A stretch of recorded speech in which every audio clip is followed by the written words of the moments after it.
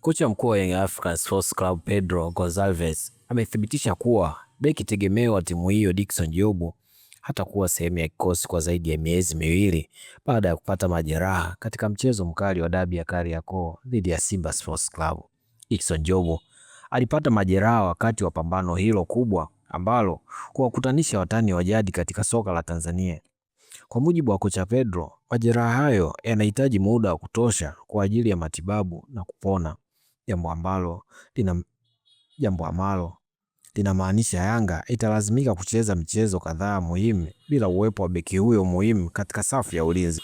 Akizungumza na vyombo vya habari, kocha Pedro amesema hali ya kikosi kwa sasa sio ya kuridhisha katika kutokana na ongezeko la wachezaji wanaokabiliwa na majeraha. Bali na Dickson Job, kocha huyo pia ameeleza kuwa kiungo mshambuliaji mahiri Pacome Zouzoua bado hajarejea katika kiwango chake cha kawaida cha utimamu wa mwili na bado hajawa fiti kwa 100%.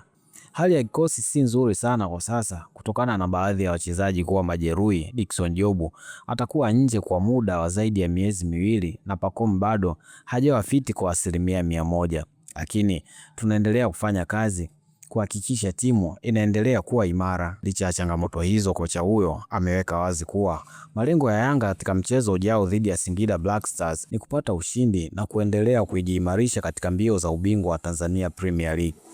Pedro amesisitiza kuwa ili kupata alama 3 muhimu katika mchezo huo, wachezaji wake watalazimika kucheza kwa umakini mkubwa, kutumia nguvu zao ipasavyo na kudumisha nidhamu kali ya juu ndani ya dakika zote 90 za mchezo. Kwa upande wa mashabiki wa Yanga, taarifa za majeraha ya wachezaji muhimu zimeleta wasiwasi kidogo, hasa ikizingatiwa kuwa timu hiyo ipo katika kipindi muhimu cha mashindano. Hata hivyo, wengi wao bado wana matumaini kuwa kikosi chao kina wachezaji wa kutosha wenye uwezo wa kuziba pengo walioumia na kuendeleza kupambana katika kila mchezo. Sasa macho ya mashabiki wa soka nchini yanaelekezwa kwenye mchezo ujao wa Yanga dhidi ya Singida Black Stars kuona namna gani timu hiyo itakabiliana na changamoto za majeruhi huku ikiendelea kupigania ushindi.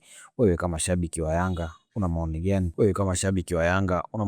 maoni gani kuhusu hali ya majeruhi ndani ya kikosi chako? Je, unadhani timu itaweza kuhimili changamoto hii?